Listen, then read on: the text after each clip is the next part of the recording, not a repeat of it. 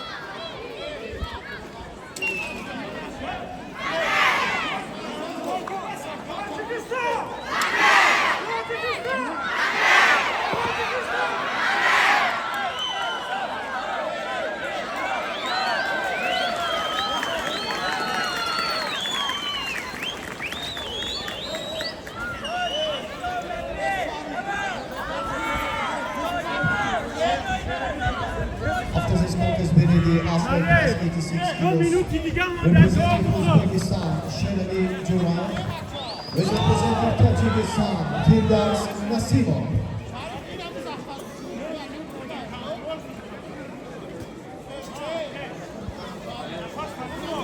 صادق ایرانی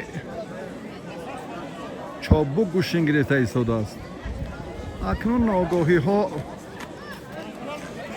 کار را باز هم مشکل تر می نمایند.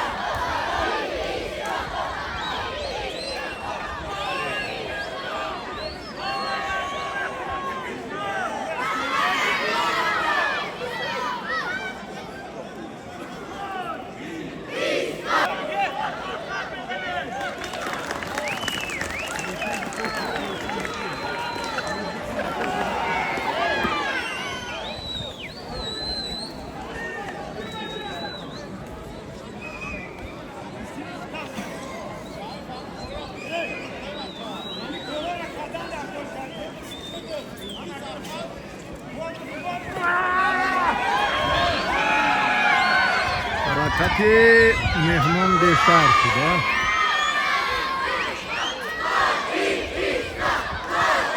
Шариф хаста-ҳол шуд.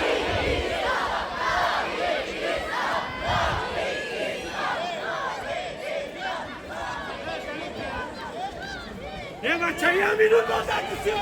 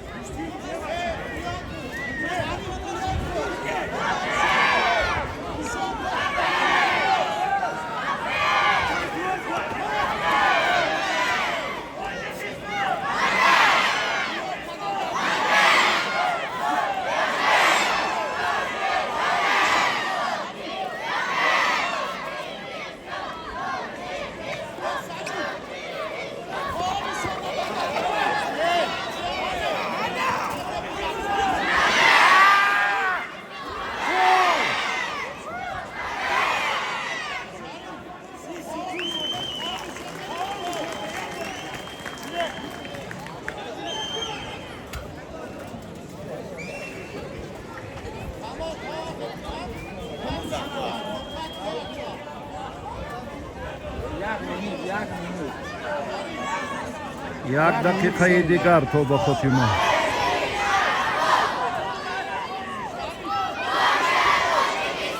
шитоб кардани паҳлавони эронӣ ба ҳамин хотир аст ки вақт хеле кам дар ихтиёр дорад.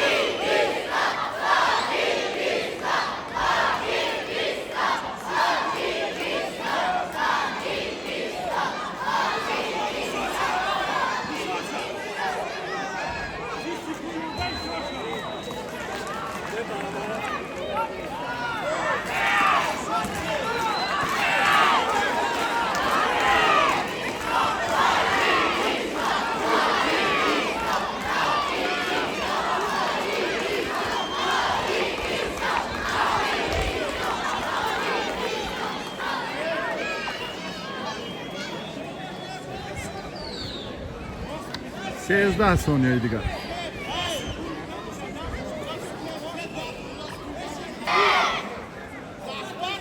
12 ثانیه. 11 10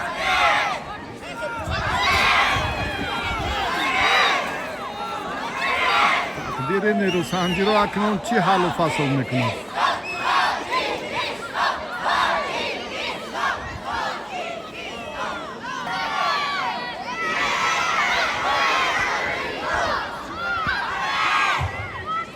وقتی فراز می‌آید در این مسابقه اولمپیاد نماینده جمهوری تاجیکستان شریف نظریه is this contest winning representing Tajikistan شریف نظریه شریف نظریه با مشکلی جالب آمد و دوری نیمه نهایی رفت.